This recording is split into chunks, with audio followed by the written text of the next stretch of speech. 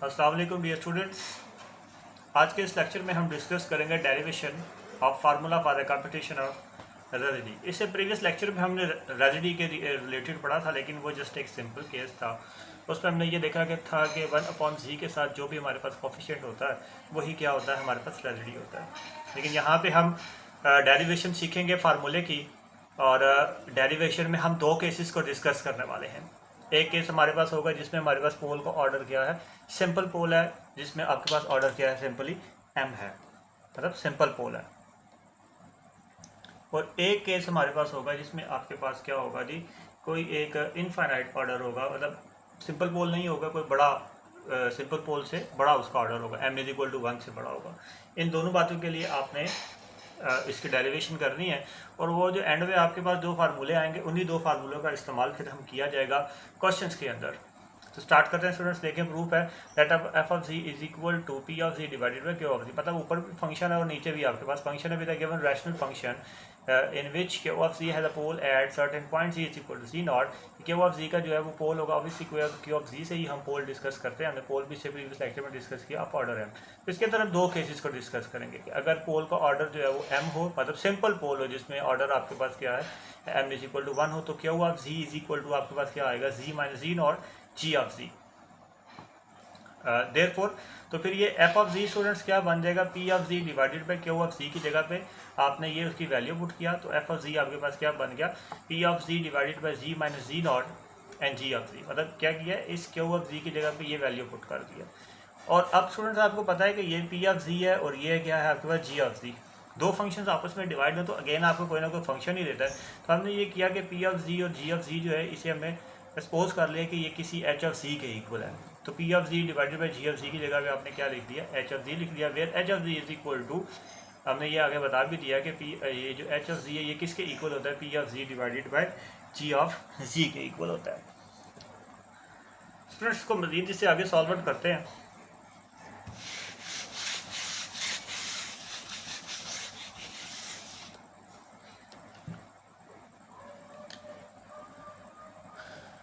तो स्टूडेंट्स जो आपके पास 1 आया था वहाँ से हम क्या लिखते हैं जी, 1 इम्प्लाइज दैट f(z) = जी 1 हमारे पास क्या था, h(z) था ना स्टूडेंट्स, हमारे पास h(z) divided by z - z0। तो आप क्या करेंगे, इस h(z) में z0 को ऐड भी कर देंगे और सब्ट्रैक्ट भी कर देंगे, जो आपके पास 1 आया हुआ था।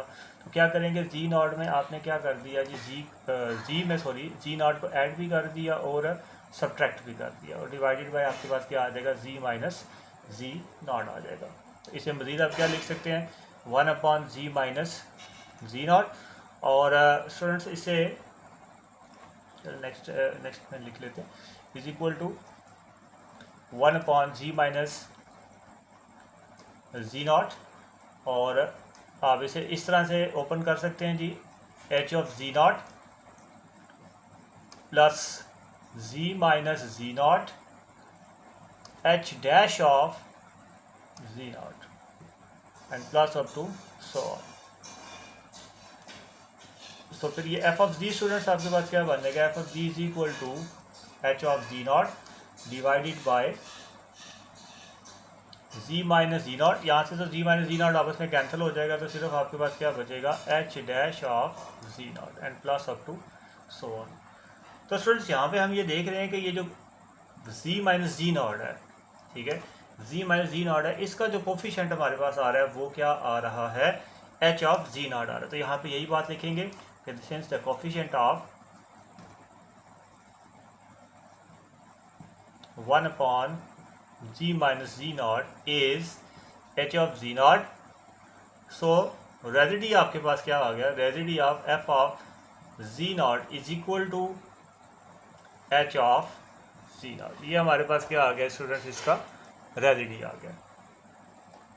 और ये रेजिडी स्टूडेंट्स हमारे पास किस पे आया है, ये हमारे पास आया z = z0 पे। तो स्टूडेंट्स हमने h(z0) की प्रीवियसली एक वैल्यू लिखी थी, वो वैल्यू हमारे पास क्या थी जी, p(z) डिवाइडेड बाय g(z). हमने इसे प्रीवियसली स्टार्ट में मैंने आपको बताया था कि h(z) जो है वो किसके इक्वल है। अब g(z) के लिए भी हमने स्टूडेंट्स एक वैल्यू लिखी थी। हमने ये g(z) की वैल्यू कहाँ से निकालेंगे स्टूडेंट्स, हमने इसे प्रीवियसली पढ़ा स्टार्ट में ही, जब हमने स्टार्ट किया था कि सिंपल पोल है, तो वहाँ हमने एक रिलेशन लिखा था q(z) = जी माइनस जी नॉट और साथ में क्या लिखा था जी ऑफ जी। तो स्टूडेंट्स यहाँ से अगर आप जी ऑफ जी की वैल्यू निकालें तो आपको मालूम है जी माइनस जी नॉट जो मल्टीप्लाई हो रहा है तो इधर आके स्टूडेंट्स आपके पास क्या हो जाएगा डिवाइड हो जाएगा। तो q of z divided by क्या आ जाएगा आपके पास z minus z naught is equal to z of z. तो यहाँ पे अब आप क्या कर सकते हैं स्टूडेंट्स, आप इसे लिख सकते हैं P of z divided by, और जी ऑफ जी की जगह पे आप क्या लिखेंगे q of z divided by z minus z naught, और कहाँ पे ये वैल्यू है z is equal to z naught के ऊपर ये आपके पास वैल्यू है। तो आई होप स्टूडेंट्स यहाँ तक आपको समझ आ गया होगा। इसे मजीद इसे देखें, यहाँ पे आप चाहें तो वीडियो को पॉज करें और यहाँ तक इसे नोट कर लें।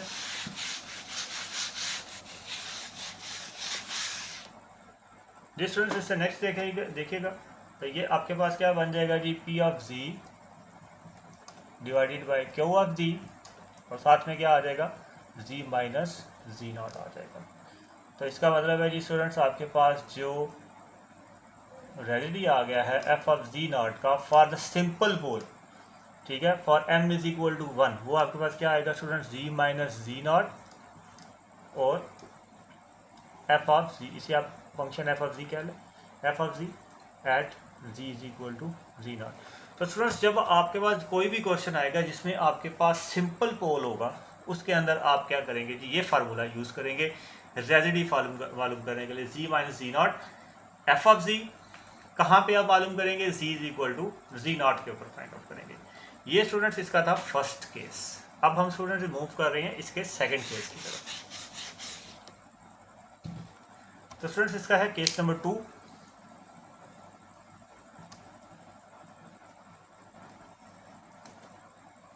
हाँ जी, केस नंबर 2 देखिए स्टूडेंट्स क्या है कि if z is equal to z naught is the पोल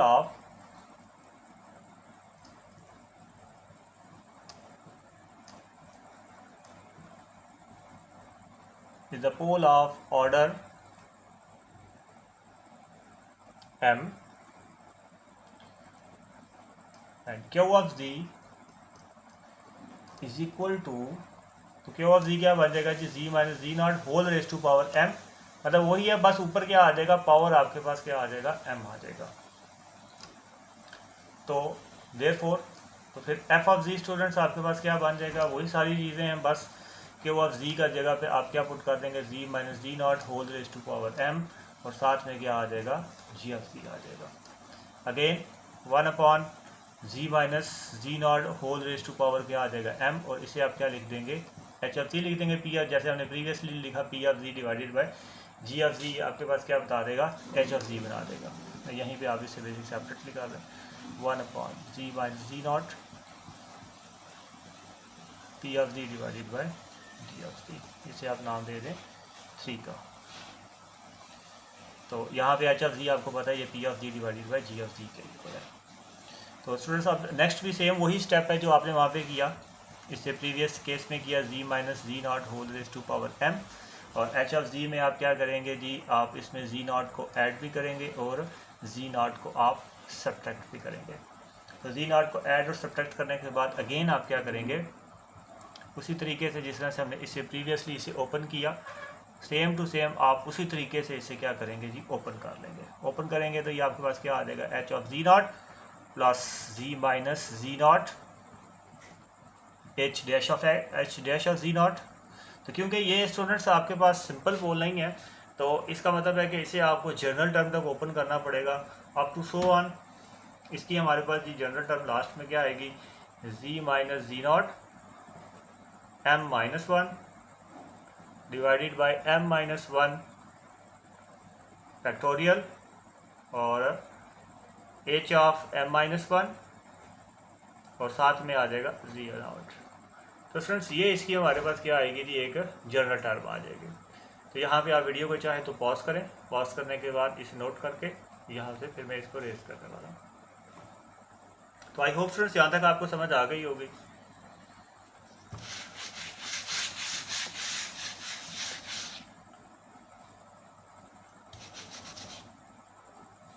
ये स्टूडेंट्स मज़ीद इसमें देखें जी अब आगे बस जो थोड़ी सी सिंप्लीफिकेशन ही हमने यहाँ पे देखा कि जो कोफिशिएंट है अगर आपने नोट किया वैसे सामने रखें, जो कोफिशिएंट है हमारे पास the coefficient of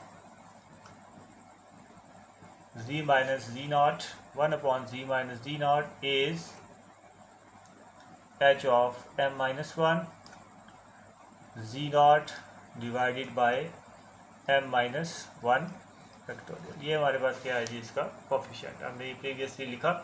so therefore आपके पास रेडियली क्या बन जाएगा, f of z naught is equal to h m minus 1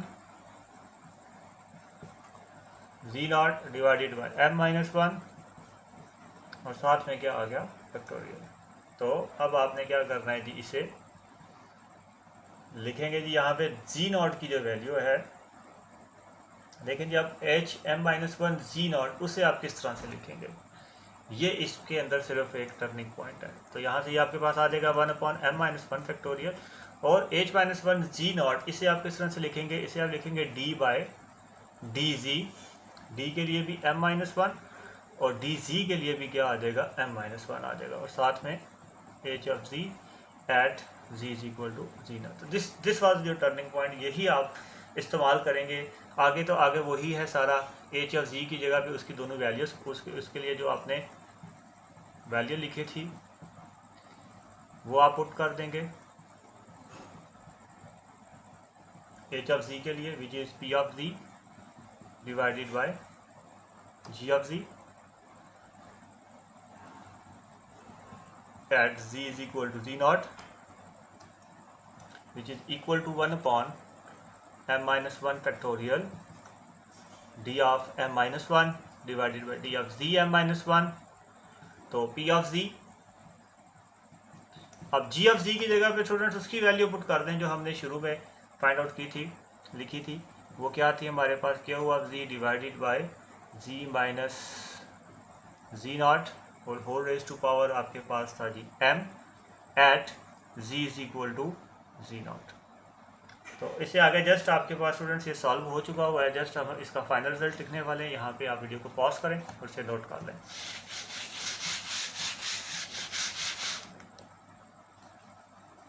ji students देखें जी, इसका यहाँ से फिर फाइनल रिजल्ट आपके पास क्या बनेगा, r of f of z naught is equal to 1 upon m minus 1 factorial d of m minus 1 divided by d of z m minus 1 z minus z naught m और साथ में क्या आ गया f of z, और ये कहाँ पे आप फाइंड कर रहे हैं, z is equal to z naught पे।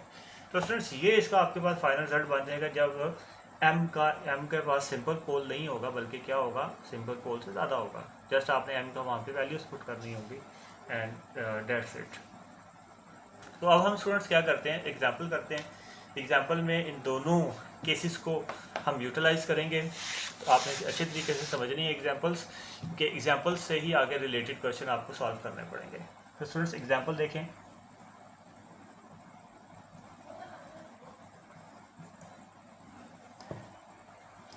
एग्जाम्पल में स्टूडेंट्स वो क्या कह रहा है कि find the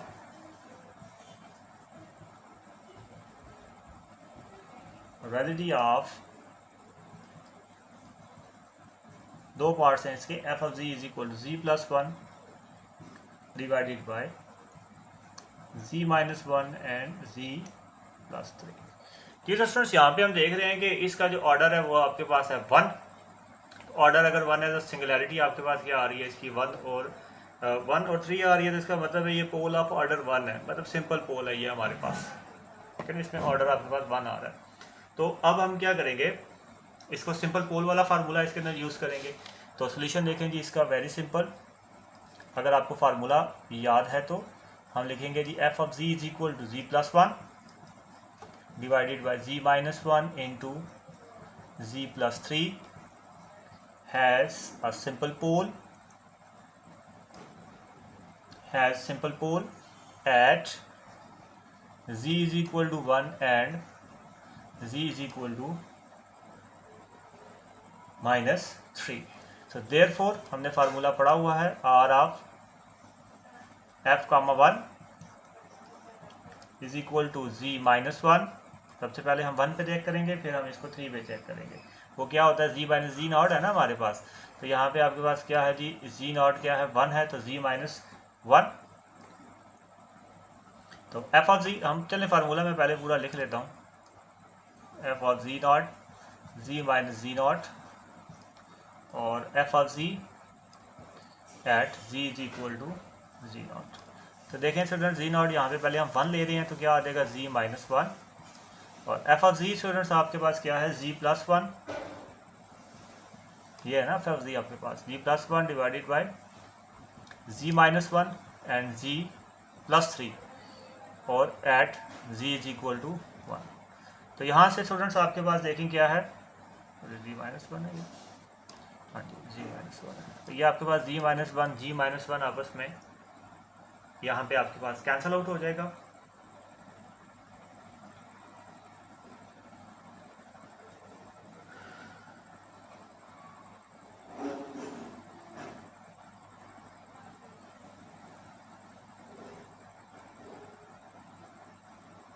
ji students cancel out होने के बाद स्टूडेंट्स ये आपके पास क्या बना देगा z plus 1 divided by z plus 3 at z is equal to 1। अब जस्ट आपने क्या करना है जी, इसके अंदर वैल्यूज को पुट कर दें। जी इज इक्वल जी की जगह पे आप क्या पुट कर देंगे 1 पुट कर देंगे।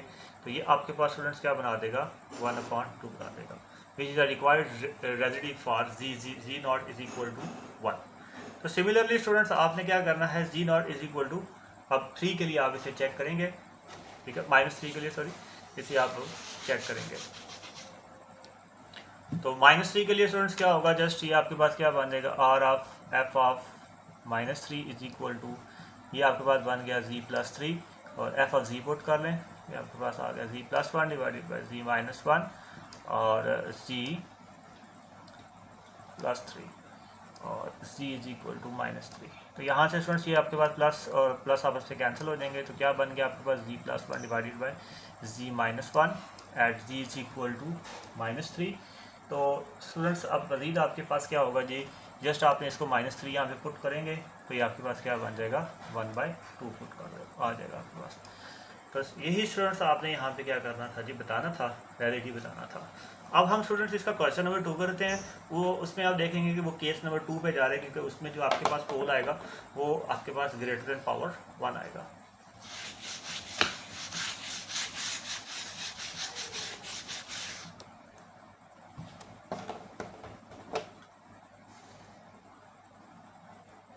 ये स्टूडेंट्स देखें पार्ट नंबर 2 है हमारे पास। इसमें आपके पास जो एफ ऑफ जी है वो क्या दिया हुआ है, एफ ऑफ जी स्टूडेंट्स आपके पास दिया हुआ है e raise to power z divided by z square and z minus pi iota whole raise to power 4।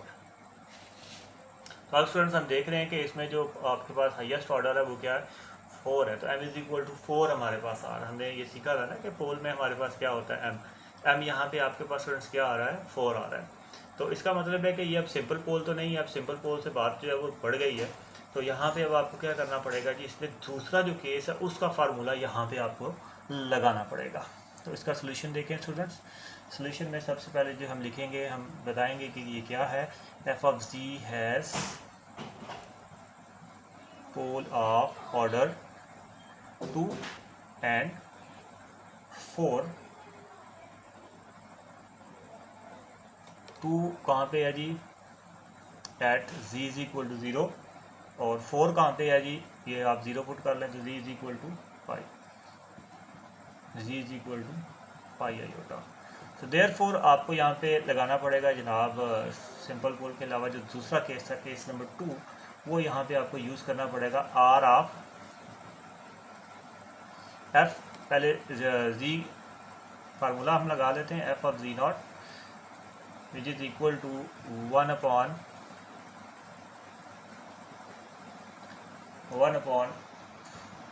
Formula इसका एक मिनट आपको लिख देते हैं, 1/m minus 1 factorial d of m minus 1 divided by d of z m minus 1 and z minus d naught whole raised to power m f of z and z is equal to z naught। ये जी हमारे पास इसका formula है। यहाँ पे आपको पता है कि m जो first at z is equal to 0 के ऊपर m हमारे पास क्या है 2 है। तो जहाँ पे m आ रहा है वहाँ पे आप क्या पुट कर देंगे जी, वहाँ पे आप पुट कर देंगे सिंपली 2।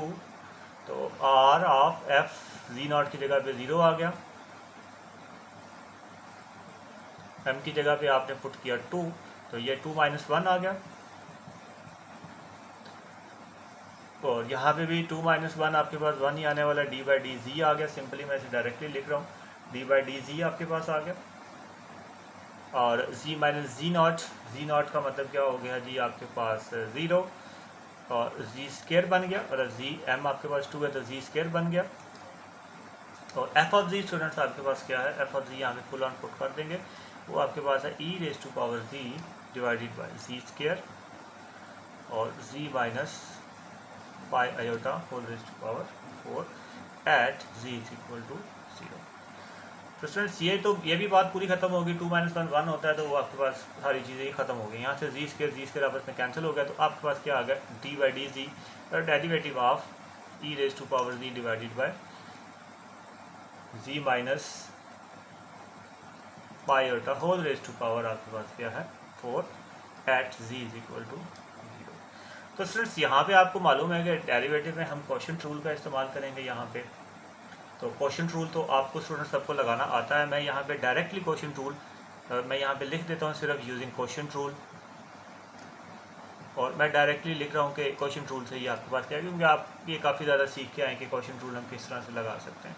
क्वोशिएंट रूल से स्टूडेंट्स आपके पास आ जाएगा e⁻z, इसको रेस कर लेते हैं और ऊपर से शुरू करते हैं। जी स्टूडेंट्स, यहाँ पे अब हम क्या करेंगे जी, क्वोशिएंट रूल लगाने के बाद जो हमारे पास फाइनल वैल्यू बनेगी वो बनेगी जी e⁻z minus pi iota -4 divided by z minus pi iota whole raise to power बनेगी हमारे पास 5 at z is equal to 0। z is equal to 0 पे अब आपने चेक करना है, तो यहाँ पे इसका मतलब आपको 0 पुट करना पड़ेगा। तो e⁻0 आपके पास आ गया 0 minus pi iota -4 divided by 0 minus pi iota whole raise to power आपके पास क्या आ गया 5। तो स्टूडेंट्स जब आप इसे सॉल्व आउट करेंगे, कैलकुलेट करेंगे, तो ये आपके पास क्या आ जाएगा, minus pi iota -4 divided by pi raise to power 5 minus pi raise to power 5 and iota raise to power 5।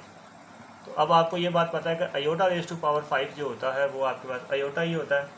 तो ये आपके पास क्या बना देगा जी, फाइनल जो इसका आपके पास रिजल्ट बनेगा z minus pi iota -4 divided by ये आपके पास आ गया जी माइनस पाई 5 और साथ में क्या आ गया आयोटा। अब यहाँ से माइनस आप लेके कैंसिल कर सकते हैं नीचे वाले माइनस के साथ, तो ये आपके पास कॉमन लेके तो पाई iota +4 divided by pi 5 iota आपके पास आ जाएगा। ठीक हो गया स्टूडेंट्स। तो जी ये इसका आपके पास क्या बन जाएगा जी, फाइनल आपके पास आंसर बन जाएगा। तो आई होप स्टूडेंट्स आपको समझ आ गई होगी कि हमने इसको किस तरह से सॉल्व आउट करना है। तो वेरी सिंपल, तो आप इसे इजीली सॉल्व आउट कर पाएंगे। जी तो स्टूडेंट्स ये हमने किया था जब आपके पास पोल क्या था 2 था, और इसी तरह से सेम आपने प्रोसेस करना है फॉर पोल 4 के लिए। डेरिवेटिव जितने लिखे होंगे आप उतने डेरिवेटिव हम करेंगे। तो नेक्स्ट इस लेक्चर में हम स्टूडेंट्स हमारा जो नेक्स्ट टॉपिक होगा वो होगा रेजिडी थ्योरम के रिलेटेड ही है, लेकिन वो होगा Cauchy residue theorem which is also very important, Cauchy residue theorem. आज के लिए स्टूडेंट्स इतना काफ़ी है। अल्लाह हाफिज़ and have a nice day.